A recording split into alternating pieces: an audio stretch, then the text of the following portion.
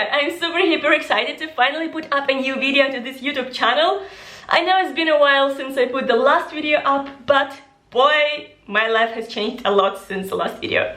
Anyway, for those who doesn't know me, my name is Anfisa and I'm a ex-freelancer in UX design. Recently joined a corporation to build a design system for a huge product.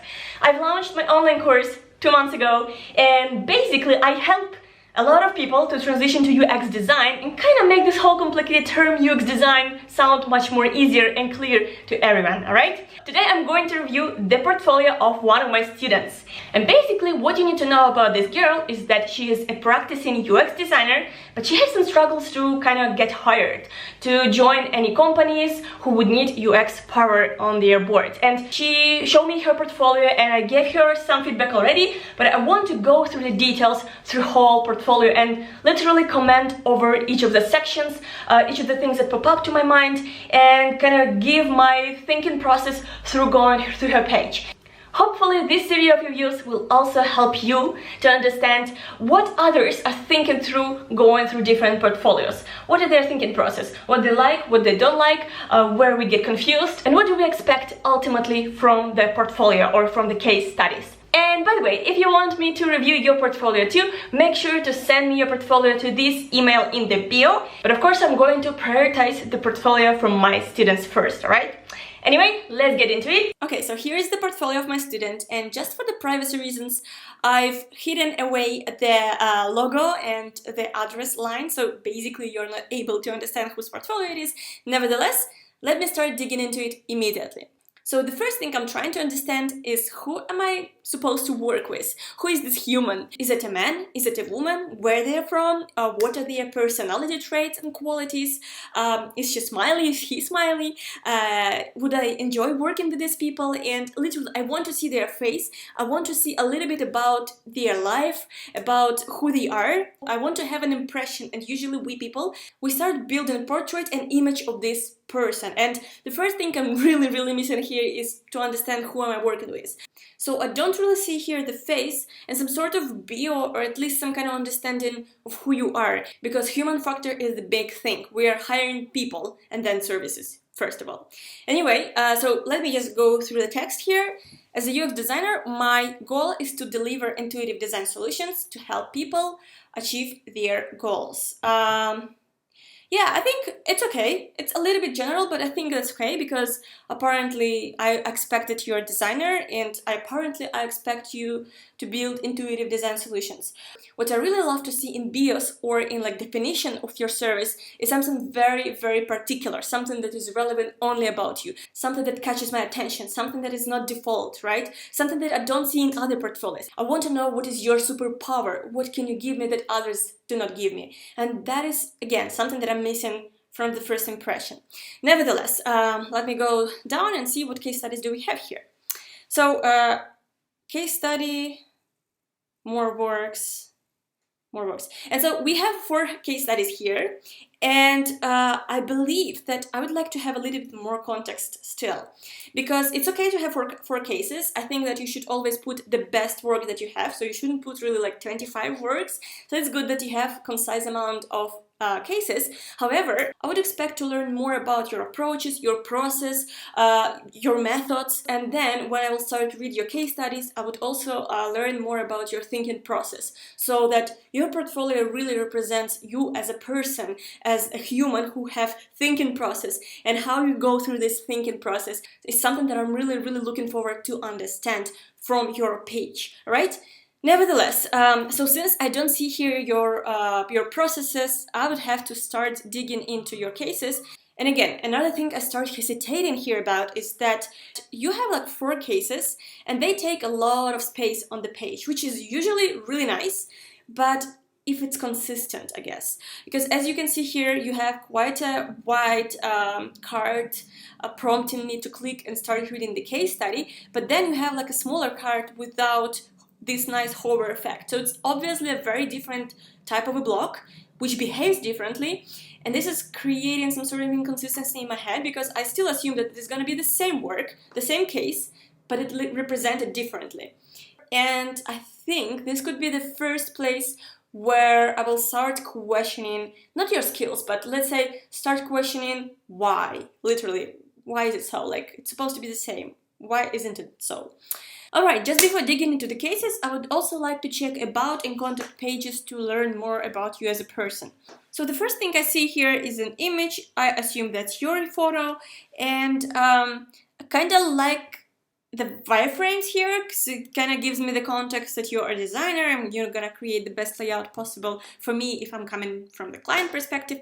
But I don't really like this magazine, even though it's beautiful, it's nice, but I immediately started reading this Yamato Yoshi or something, and I don't know how it is relevant. I want to learn more about you, but not about some magazine title.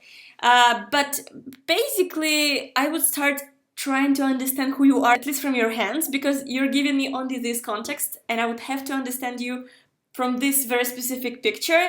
But yeah, it's not bad. It's just that I would like to have less of the irrelevant details and more of the details related to you. Anyway, we only have some text and nothing else. Again, I'm really missing understanding who you are. But what about the text? So I'm a big picture thinking. I use centered design approach to solve problems that affect users. That's good. I enjoy understanding human behavior through research and using that information to create delightful experiences.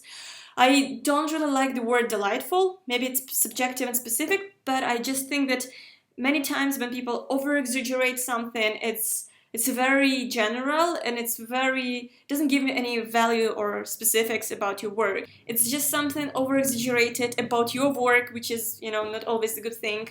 So sometimes wording is important, and due to my broad background in operations, finally I get some personality touch here. I start understanding you more from these details. I'm interested in exploring the intersection between your user needs, business requirements, and technology. So here, it's great that you wrote it, but still I would like to see it in some sort of visuals. Doesn't really matter which one, maybe even in Sketch. It would be more relevant if you would not just mention here the layout of some, I don't know which one up, but also to show me, maybe also with a sketch, what you care about, because this way I will learn about you, right? Anyway, let's move on and proceed to the contact page. Now, as I'm on the contacts page, again, I think it's just something that I'm not expecting to see here. First of all, I'm seeing this huge, I don't know, white line. What does it mean? It's definitely not the footer. So actually there was an email, but I took it away so you don't have the privacy information. Nevertheless, I think that just having an email is not enough anymore in our such a social media life. So I really would like to see, again, if I didn't see your face still, I would like to see your social media at least. I would like to check you out in LinkedIn. I would like to check you out on Instagram or Facebook even. Doesn't matter what. I want to understand who you are as a person. I really like this piece of a puzzle here yet. And yes, also I think this page is so minimalistic that, you can exchange this page with only one line of my email address. That's it. You don't even have to write down anything else here. So what if instead of having extra page and making me do extra click, what if you just combine contact and about me page together so that you have something about you, about your values, and then if you're interested, make sure to insert there the block with the contacts, with your at least some sort of social media, at least some more links about you, so people can get the better picture about you if they are really interested in working with you. And also I believe that if you would have only 2 pages, which is let's say home and about together with contacts, you can actually add here your email. So if I'm ready to contact you, I will just grab this email, immediately copy paste it. Maybe you can use it as a link also, so people can immediately start creating the message for you in the email. So maybe make it more easier for users to approach you and to grab your email as soon as they are ready to contact you. All right, now let's get back and read our case studies. So let's start with the first one, Health Lab, which you obviously prioritize. So the first thing I see here is some juicy and actually really nice UI piece, which I really love. I really love huge accent on the details. I really love when people care about details, because this means that you care about every single potential case and question that other could have. So I really love how you start this case study. It makes me excited to scroll down and learn how did you come up to this decision and solution. Let's go scrolling, and now I would love to learn, of course, about the context of this project. So, health club. Find the best physiotherapist that is right for you. How do we currently find physiotherapists? So, first thing that make me start questioning things is this image. I don't know, I find these pictures beautiful, but not exactly relevant. I don't understand why are we talking about physiotherapists, and then there is some woman in the cafe, and then there is these old people talking to each other, and then there is somebody working. I really don't see a connection with physiotherapists, so I don't know why should I see it. Yeah, alright, let's just move on and see the challenge. So, with a plethora of physiotherapists advertised online, how do you find the best practitioner that is right for you and your needs? So, I really like how you put the challenge. It makes me really onboarded on the project and understand, okay, what we're working on here. And yeah, I actually love to see the sections with such a huge accent on them, because it really makes me understanding what is going on. Now, research. This stage allowed us to review the competitor landscape. So this is how you went through the research. This has started to be interesting to me. So this stage allowed us to review competitor landscape. You're doing the competitive analysis. That's what I'm thinking as I'm going through. To define milestones and research user needs and frustrations. The research revealed that depending on the medical history of the user, users have different motivations for searching a physiotherapist. It's nice, but I think it's kind of very general. I would expect it from the beginning, I guess. I don't know. User interviews. I conducted some in-depth interviews and surveys to fill the gaps in our knowledge. Here are some of the key insights. Okay, so first things first. I would love to have more visual understanding of your interviews and your process. I would love to see at least some kind of maybe icons or timelines or a milestone of your project. So it's very visual to me how you went about this process. Then when I start reading about interviews, it's interesting for me from one point, but I would love to have it more simpler, I think. Maybe icons instead of bullet points. Maybe just really visual, clear insight that you derived from this research. Maybe even, I don't know, pictures with some quick subtitles or even titles on top of them, so that I don't have to read and make an effort understanding your case study. I just want to see how you were thinking, and you're making me think about it, which is probably not the very best experience for someone who wants to hire you to make simple and great decisions in terms of user experience. So think about it. So what are the insights? I'll just read randomly. Some users want to know more details about the qualifications. This is legit. There is an initial financial incentive to pick the perfect match right from the start, as the initial visit is usually more expensive than consecutive visits. Here I'm confused because I don't understand visit to where. Is it like Google search visit, or is it a specific platform that you are working with? In this case, it's totally new thing for me that I didn't expect. Anyway, these are good insights, but I think it should be more clear to the reader. Now, personas. We notice two archetypes of users. The first user has a history of endurance and tends to be a bit more particular in their needs, which is interesting. And another one, let's see. Okay, so I guess this is more of a sportman, and definitely based on his activities, he needs the physiotherapist more often. And then there is this woman businesswoman, wife, mother.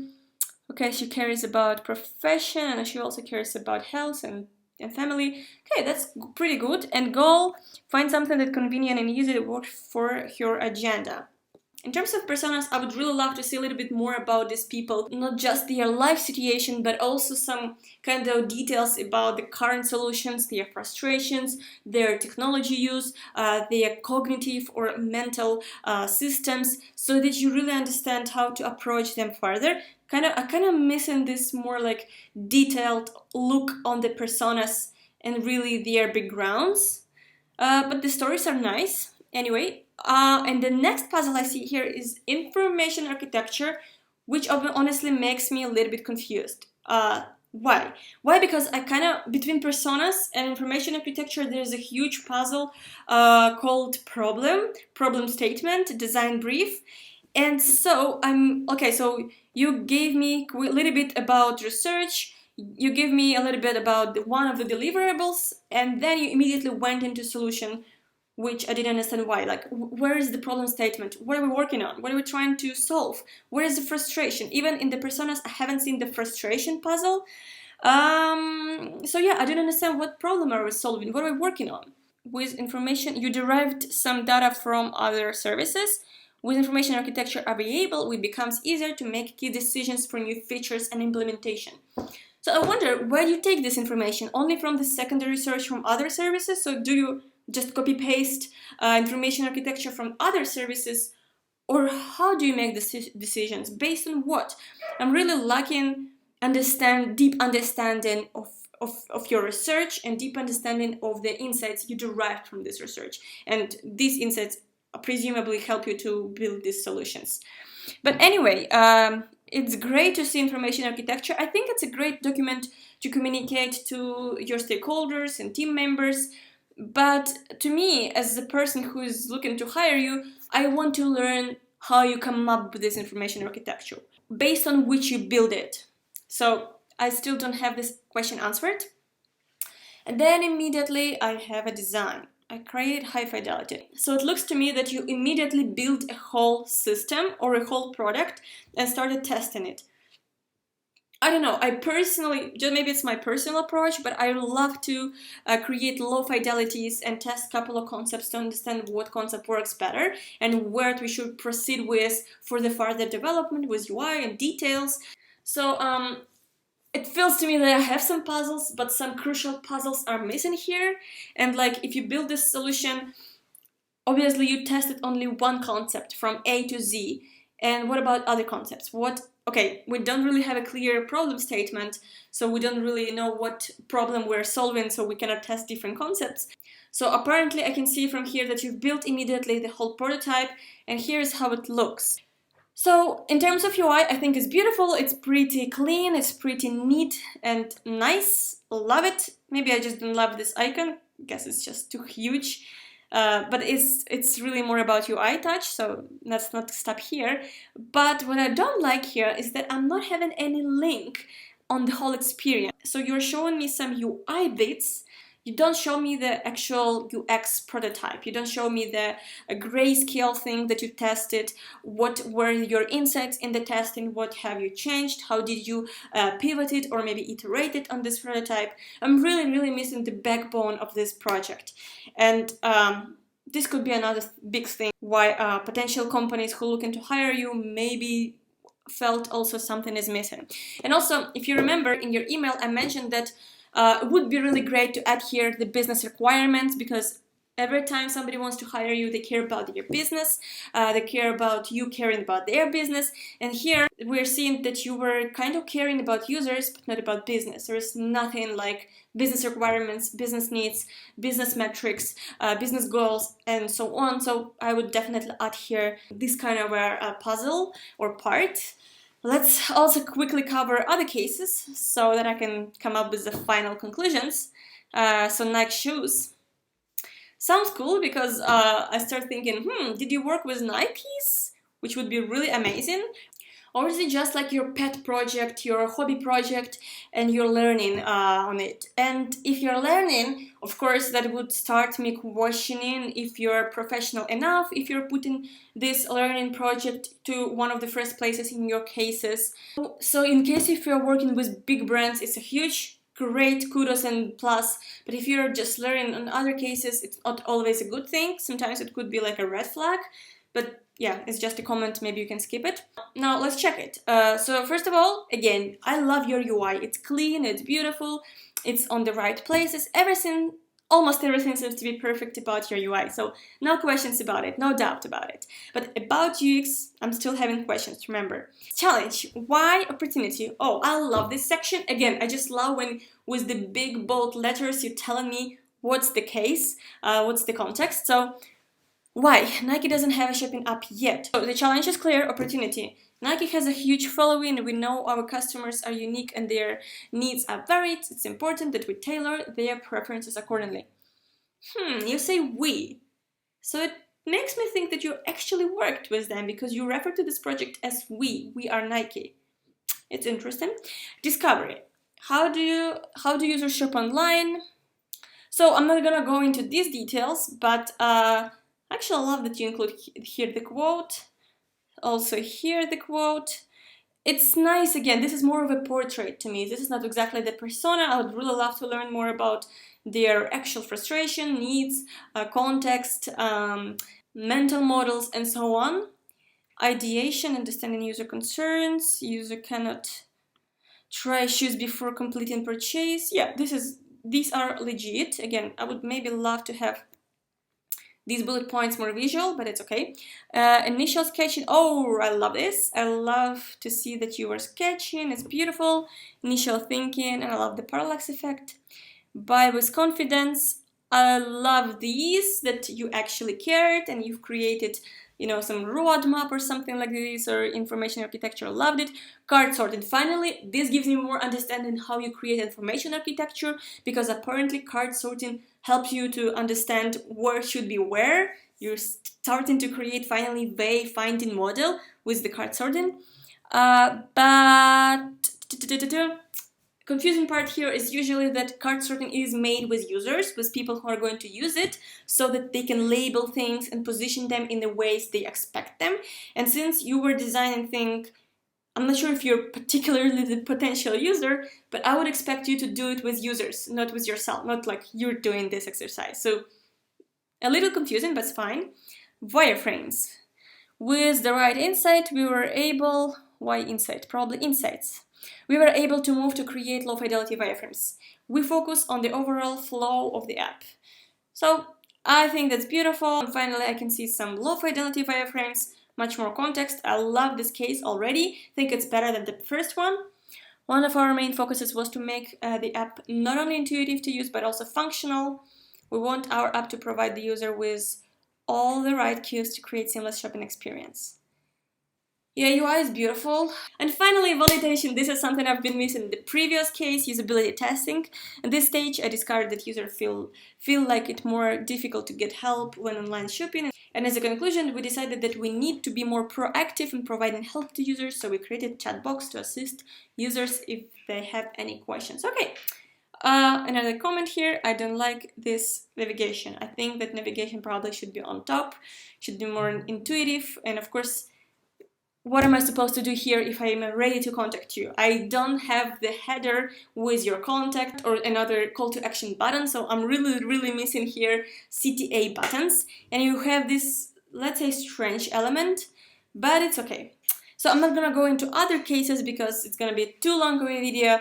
Nevertheless, let's conclude what are the insights. So overall, I liked your portfolio because I can see that you are aware about the UX process, that you are doing the proper research, that you are talking to the users, that you're having some insights. And to me, I'm having an impression that you are maybe professional, but I'm still not confidently sure how you're translating these insights into solutions. So I would really love you to nail this part with how do you translate the insights into the solutions. I'm missing this part yet. Another big omission that I think you're having here is apparently who you are, and more call to action buttons, and let's say probably better navigation system. So a little bit about usability. And the last thing, of course, as I already mentioned, the third conclusion, I would love to hear more that you are working with the business side, that you understand the business needs, the business goals, and how you facilitate businesses to grow. Because UX designer is obviously advocating for users, but working for businesses. So really want you to talk more about the business sides of your projects. Nevertheless, still great cases, still great that you put these things up there. And yeah, congrats on this project. I really want to see updates from you. And hopefully this video was also helpful for others, for everyone who is building their portfolio right now. If you have any comments or suggestions, please include them down below in the comment section. And of course, send me your portfolio. Hopefully, I will make a review about your portfolio next time too. See you guys on the next video. Ciao!